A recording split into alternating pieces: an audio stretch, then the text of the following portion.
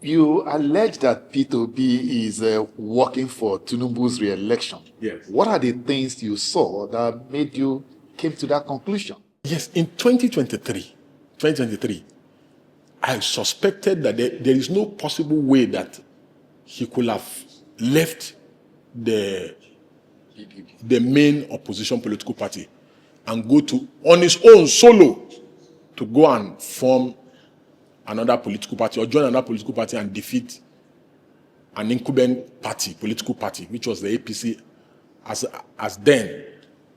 My suspicion was that if somebody who has been a two-time governor, who knows the dynamics of Nigerian politics, that he could not have done so, except if maybe he did it to aid Tinubu. Again, the remarks of Yes and Wike that they were working together, that they were working together, that they agreed that Atiku must not win, that power must remain in the south, and that Wike said it. Go and watch, the video is there. Wike said it, that they agreed that anyway, all over in the south, it's either Tinubu will come first, or Peter Obi will come second, or Peter Obi will come first, Tinubu will come second. That there was an agreement. So, as a student of political history, I knew that there are things that Wike did not say, that there was an agreement of some sort. So I suspected that, but what I didn't know, I didn't even know that he would pull down numbers. What I didn't know was that he was going to use religion in that last election. I didn't know that he was going to use religion to campaign in that election.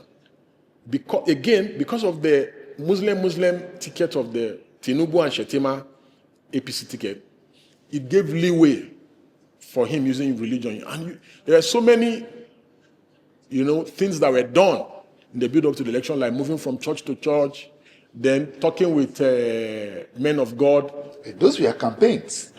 Campaign shouldn't degenerate to that level where a presidential candidate will be saying the election is a religious war. It should never get to that point. Because whenever campaign degenerates to that level, we are setting an evil and a bad precedence in the country. And somebody will come one day and move from mosque to campaign. But it does happen. People do it. Even when it's just as we don't get to hear about it, but it happens. Even when people do it, you don't see frontline major politicians moving from mosque to mosque like the way Peter Obi did in the last election. It is wrong. We must not encourage it. We must not leave it as a legacy. Neither must we encourage our children to do the same. Because when you do it, you divide the nation. You divide the nation along religious, ethnic, and political. We saw during the last election where Reverend Fathers were saying that any member of their church that does not vote Peter Obi, that they will excommunicate the person. That was taking politics too far. Yes, APC, we will blame APC that APC was the one that was responsible by feeding the Muslim ticket. They annoyed the church. We will blame them. However, even them that did the Muslim ticket, they did not move from mosque to mosque campaigning. That is why I suspected that he worked for Tinubu in that election to divide and check it. All the votes he took in the last election were the original votes of PDP. Now that the opposition is at its weakest, Tinubu then was an outsider. Many people who were close to Buhari said in that 2023 election, Buhari worked with Atiku, his fellow northern brother. We worked with him to undermine Tinubu. Tinubu came as an outsider to win that election. Tinubu is now in the villa. He's the president. There's no Emefiele to do Naira redesign. There's no church, take back your country.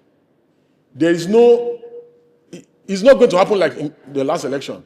There's no, this election is a religious war. It's not going to happen in this election. Because now, many people have come to realize that this Tinubu is like he doesn't even have religion. Because the fear then was that if he comes, you Islamize the country. And he's coming with Shetima. People were afraid. Now, the dynamics have changed. Peter has gone to pick Kwankwaso. Let's see whether the ticket between him and Kwankwaso, let's see whether it can even secure them a second position in the coming election. So, right now, I'm of the view that anyone that agrees, both Bala Mohammed, Sheyi Makinde, Adeleke, the dancing governor, Oti, Peter himself, Atiku, I believe that all these people are working for Tinubu. Because there is no basis for dividing a weak opposition. If a divided opposition in 2023 could not defeat Tinubu, an outsider, is it now that it will defeat? Because maybe if I'm not making sense, maybe you should tell me. If a weak opposition could not divide an outsider, is it now that he's in charge that they will defeat him? Does it make any sense for the division? Somebody said, oh, it was Obasanjo. Some people were on the internet were saying it was Obasanjo that advised them that they should leave the APC. I said, Obasanjo, how? How does that make sense? That anybody will advise you to leave a weak opposition to go and form another opposition, and you will listen to such a person? How is that possible? I refuse to believe that Obasanjo will make such an advice, because these are supposed to be astute politicians. These are people that know the country.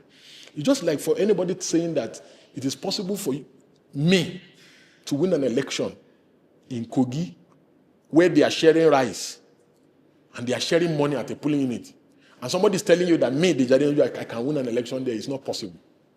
It's not possible. So the ability for us to see the truth and tell ourselves the truth is what makes us truthful people. You have consistently maintained that the opposition is weak and cannot defeat Tinubu. Yes.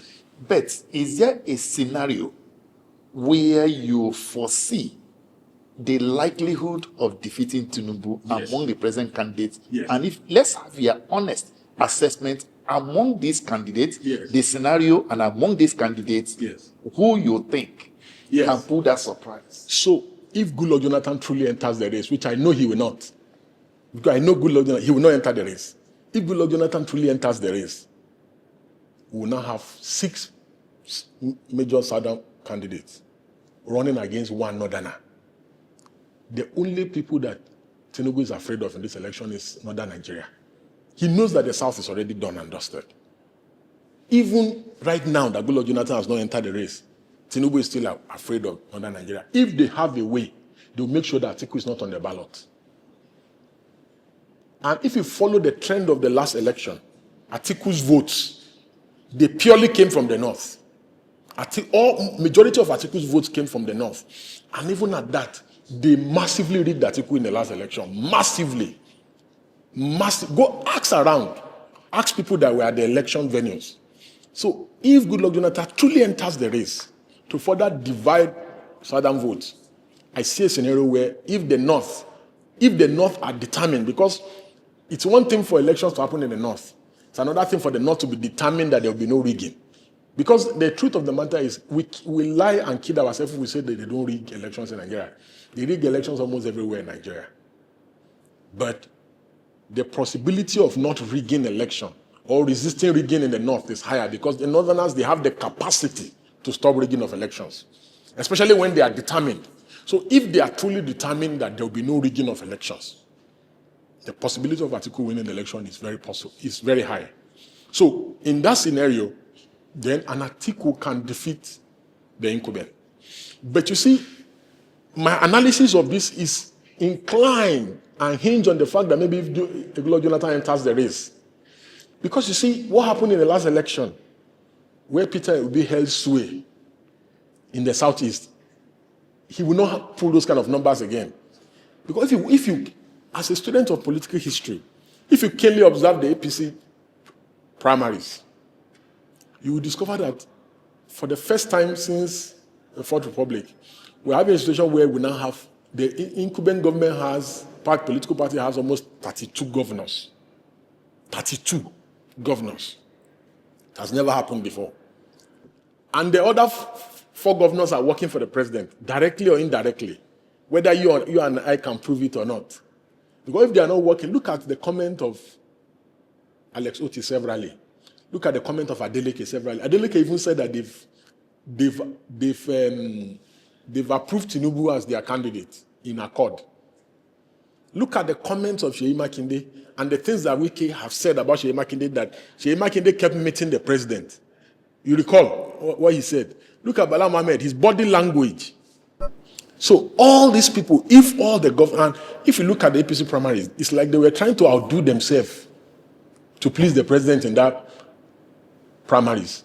It's like everybody wanted to show more psycho-fancy. That, Mr. President, we are here for you. We will do anything for you. So they will not be able to pull in the South. The people that are contesting that think that they'll be able to pull the numbers will no longer be able to pull the numbers. Even in Oyo, where Seyi Makinde reigns supreme today as governor, if care is not taken, Tinubu will likely defeat him. Even though he's running as a presidential candidate in Oyo, Tinubu is likely going to defeat him there. So the numbers, and all Tinubu needs to do in the next election is to get those votes in the South-South, get those votes in the Southeast, get the majority votes in the Southwest, come to the North Central, eat into the North Central. Then he has most of the governors in the North are working with him and the political leaders. They will have done their numbers and get the numbers. Unlike the last election, just like the last election, he has a sitting governor. If Abba Gida Gida was still in the opposition, you will have said Kano would be difficult for them. So they will still get significant numbers in Kano, even with Konkoso running. In fact, it will be very hard for Konkoso to convince people to vote Peter Obi in Kano. It will be very hard, and you will see it. It will play out that it will be very, very hard in Kano for him to convince people to vote for Peter Obi.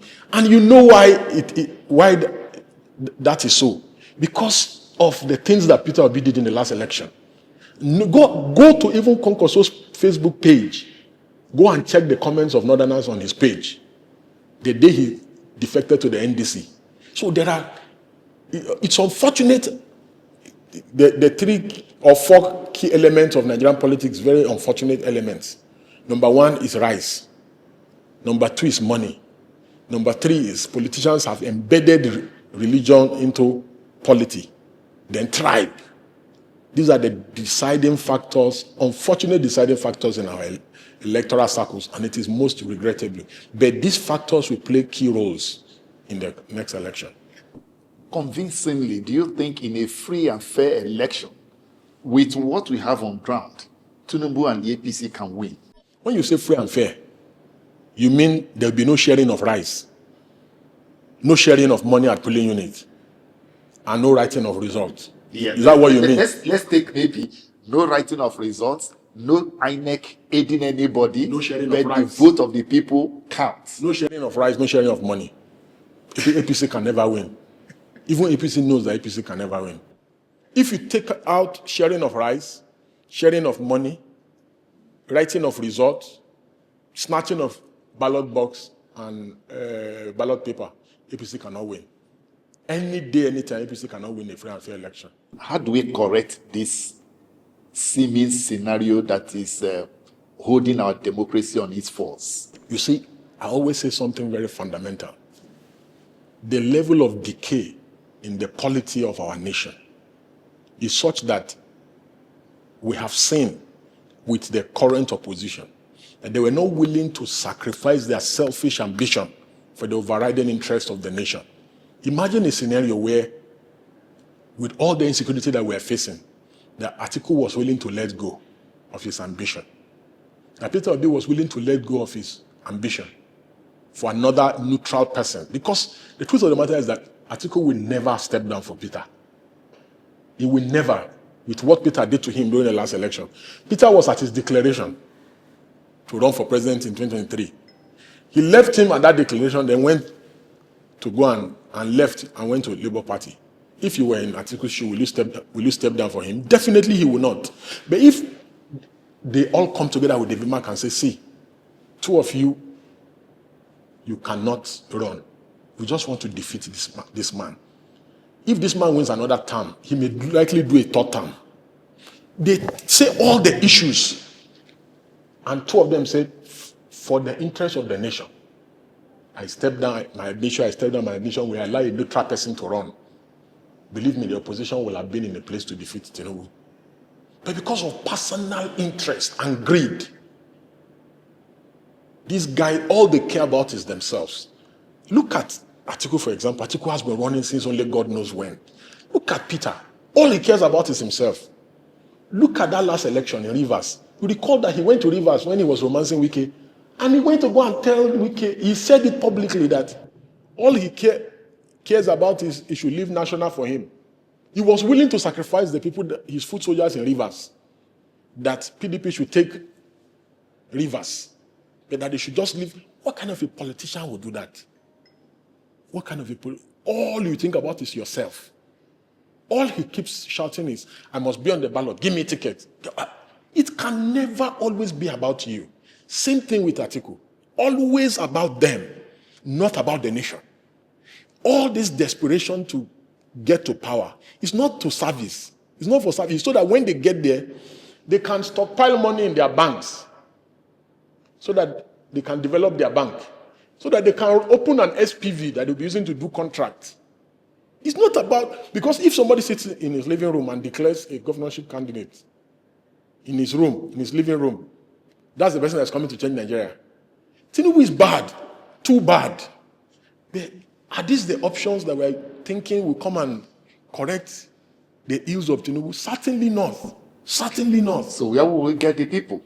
Your friend, have I not given you an instance that Oluwade would be a better option? Yes, you said so, but you have also told him that he cannot go it all alone. That he should I said join Nigeria. the opposition party. Listen, okay, if Atiku had sacrificed his greed for political power, Peter Obi had sacrificed his greed for political power, and they pick somebody like maybe Tambuwal or somebody like Emeka Ihedioha, say, all of us have refused to be selfish. We have jettisoned our personal ambition and greed. We want to defeat this man. If you truly love your nation, must you be the president? If the love for the nation is true, must you be the president? Don't you love your nation? Don't I love my nation? Why don't I want to be president? If I see a good candidate, will I not support the good candidate? If I know that this candidate can defeat Tinubu, will you not support if you know? But why must it be you? Why must it be you? You are the only person who is good. You are the only person that can defeat Tinubu. But why, when two of you, both Atiku and Obi, when you people ran against Buhari in 2019, why did you people not defeat Buhari, two of you? When you both ran separately in 2023, why didn't you defeat Tinubu? Running again, separately again, with other people now fragmented, you people think you can defeat the man that is now in power? So these are the dynamics of politics. And the irreducibles, when we are faced with tough political decisions like this, is that people must be willing to make sacrifices for the overall interest of the country. Look at my friend Aisha Yusufu. It appears she's being sidelined now. She's about to be sidelined in ADC, in NDC. But let me tell you, she's a sacrificial person. I can predict her. She will stick with the party and not leave.